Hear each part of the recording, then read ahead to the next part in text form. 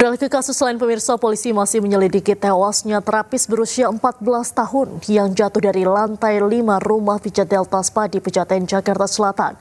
Selain itu, polisi juga dalami dugaan eksploitasi anak di bawah umur dan dugaan pidana perdagangan orang.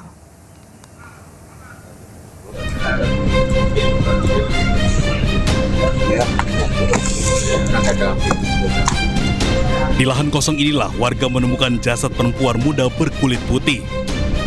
5 hari kemudian, Kapolres Metro Jakarta Selatan menjelaskan penemuan jejak kaki di lantai 5 di lokasi jatuhnya terapis berusia 14 tahun di Delta Spa, Jakarta Selatan. Memang ada jejak kaki, telapak kaki yang dari lantai 5 sampai ke lantai 3. Nah, dari lantai 3 terus di pinggiran di tembok itu tiba-tiba jejak kakinya hilang, dan akhirnya kita temukan juga di bawah ada dompetnya yang terpental atau lepas dari sakunya, mungkin dari tangan atau dari badannya, yang tidak, pada akhirnya kita untuk sementara masih melakukan penyelidikan pendalaman apakah ini benar dia terjatuh dari lantai 3 ataukah ada penyebab lainnya. Itu yang masih kita lakukan pendalaman terkait dengan hal ini. Kemudian kami juga mendapatkan informasi bahwa ini keluarga korban ini melaporkan adanya dugaan eksploitasi anak di bawah umur. Apakah itu benar, Pak? Sudah masuk laporannya? Iya, benar. Itu laporan yang sedang kita tangani, lakukan penyelidikan terkait dengan dugaan adanya eksploitasi anak atau terkait dengan Undang-Undang Nomor 35 Tahun 2000 tentang Perlindungan Anak. Artinya kita masih melakukan penyelidikan lebih mendalam lagi, melihat alat bukti yang kita kumpulkan. Dan pada intinya untuk penyebab kematian kami belum bisa menentukan. Yang menentukan kan ahli. Ya, ahli, untuk itulah jenazah masih dilakukan otopsi dan kami menunggu hasil dari ahli forensik. Sebelum dilaporkan meninggal, korban sempat ingin pulang ke rumahnya di Indramayu. Namun, niat korban terhalang oleh peraturan denda dari Delta Spa berupa uang jaminan sebesar 50 juta rupiah. Karena nggak sesuai sama perjanjian di Bali. Di Bali katanya kan gaji 5 juta, pokoknya nyampe Jakarta malah 1 juta. Tuh. Terus kan adik saya kan istilahnya kan udah nggak betah lah intinya di sini tuh, mau pulang dulu tadinya. Cuma dari pihak Deltanya mungkin ngancam kalau belum 1 tahun membayar dendanya 50 juta.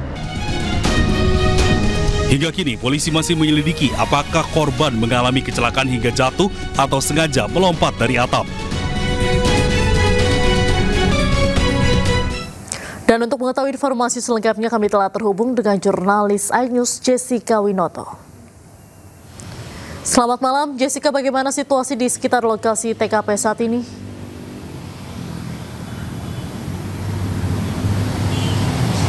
Ya, selamat malam Diandra dan juga pemirsa. Untuk terkait situasi di dekat spa tempat bekerjanya perempuan yang ditemukan pada 2 Oktober yang lalu tewas, yang berinisial RTA berumur 14 tahun yang merupakan seorang terapis di merupakan spa di kawasan Pejaten, Jakarta Selatan ini.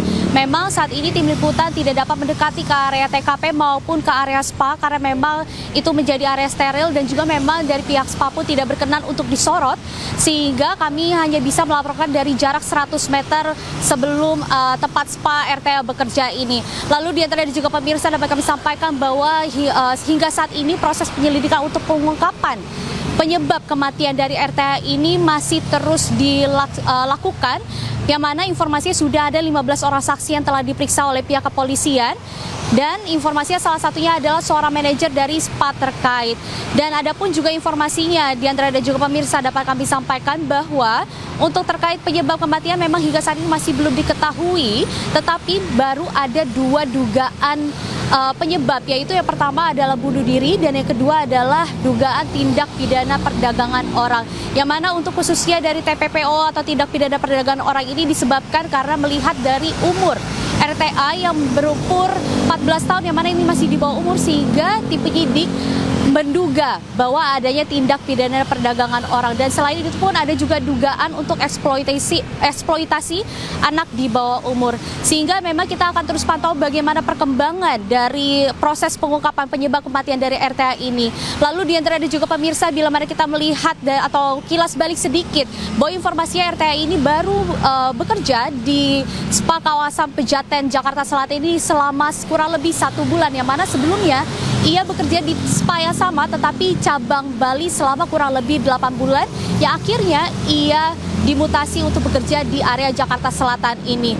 Dan juga informasinya bahwa sebelum ia ditemukan tewas pada 2 Oktober 2025 yang lalu, RTA juga sempat menghubungi kakaknya yang bernama Fahrul, yang mengatakan untuk memberitahukan bagaimana perasaannya selama bekerja di sini, yaitu ia menyampaikan bahwa ia merasa tidak nyaman dan juga merasa tertekan, dan informasinya dia juga sudah merencanakan untuk mengundurkan diri, tetapi dari pihak spa ataupun perusahaan ini memberikan denda atau penalti sebesar 50 juta rupiah.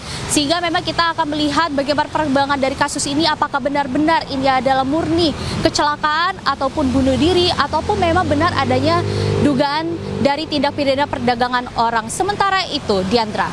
Baik, terima kasih Jessica Winoto melaporkan langsung dari Pejaten Jakarta Selatan. Selamat malam, selamat kembali bertugas. Pemirsa, kita ke informasi lainnya. Relawan Joko Widodo dan Pradi Bersatu mendesak Polri untuk segera tuntaskan kasus ijazah Joko Widodo. Mereka minta Polri segera tetapkan tersangka dugaan pencemaran nama baik kasus ijazah Joko Widodo.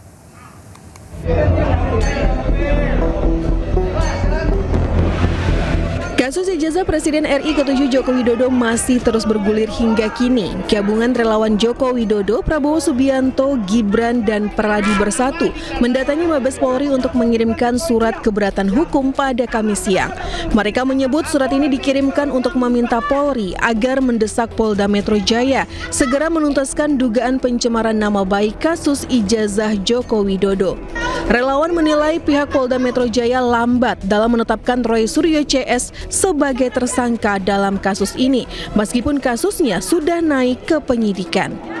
Nah, kita memang adalah ingin, katakanlah selama ini Polri diuak-uak oleh mereka, kita ingin menunjukkan sebagai warga negara, ya, kita mencintai Polri dan kita meminta kepada Mabes Polri dan juga Polda Metro Jaya untuk segera, ya, melaksanakan gelar perkara dan menetapkan status hukum Pak Jokowi, ya, sehingga ini jelas terang benderang dan tidak ada lagi yang namanya polarisasi di bawah. Seolah-olah polisi itu takut sama mereka, ya. Nah, untuk itu kami memberikan surat pengawasan dan keberatan hukum terhadap penyidikan di Polda Metro Jaya, ya, agar supaya ini tahapan. Jadi teman-teman, ini bukan laporan, ya, sekali lagi ini bukan laporan, tetapi tahapan, di mana tahapan penyidikan itu harus ada kepastian hukum.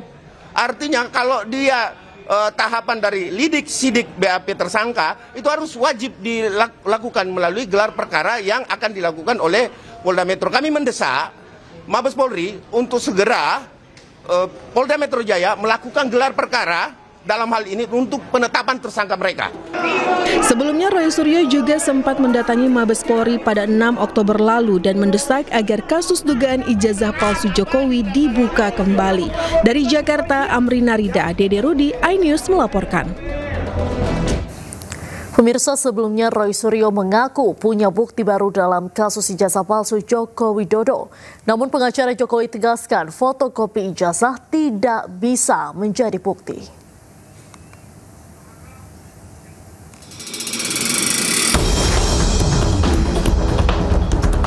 Tim Roy Suryo mengungkap temuan baru terkait dugaan ijazah palsu Presiden ke-7 Joko Widodo.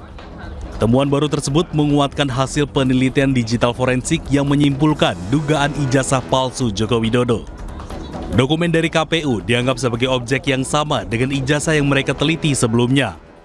Oke, nah ini ya, meskipun ini kami pertanyakan, ada beberapa kok ditutupi. Ya, jadi uji konsekuensinya itu lagi kita bersurat lagi dengan Pak Bonatua dan Mas Michael itu yang ada di belakang sana.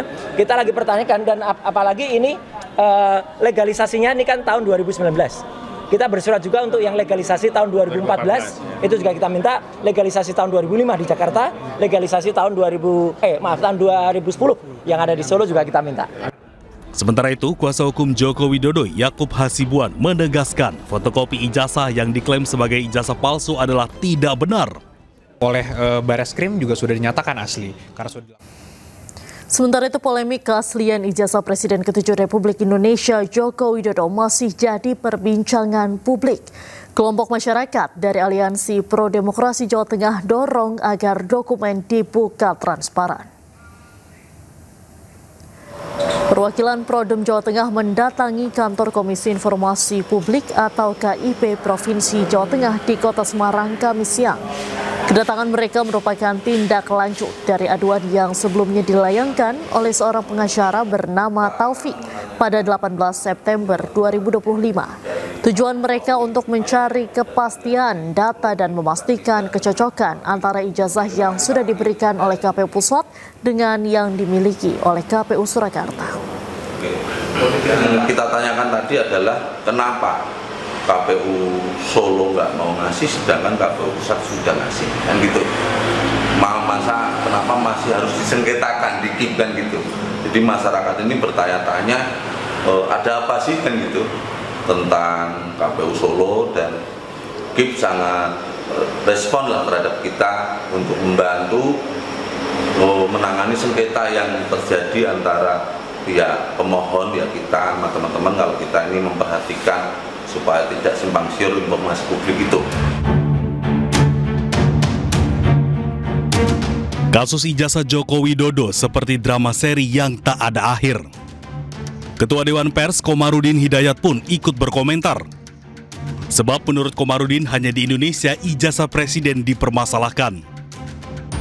Komarudin pun mempertanyakan maksud isu ijazah Jokowi tersebut. Saya sendiri tidak tahu, Bu, agenda apa, drama apa yang tengah dipertontonkan di balik drama ijazah ini. Pasti di belakang itu ada agenda-agenda yang ada di balik cerita di permukaan. Padahal masalah ijazah itu kan hal yang sepele. Tunjukkan dengan bangga dan sukarela, silahkan diuji di lab sehingga selesai masalahnya. Tapi nyatanya itu tidak atau belum dilakukan. Kasus ijazah Jokowi telah bergulir berbulan-bulan, bahkan mencapai setahun. Sejumlah pihak mempertanyakan keaslian ijazah Presiden ke-7 RI tersebut. Bahkan proses hukum pun tengah berjalan. Namun Jokowi tetap dengan pendirian ijazah akan ditunjukkan di persidangan. Tim Liputan iNews melaporkan. Meski naik penyidikan, polisi belum tetapkan tersangka di kasus Ponpes ambruk di Sidoarjo. Informasi selengkapnya kami hadirkan usai jeda, tetaplah di iNewsroom.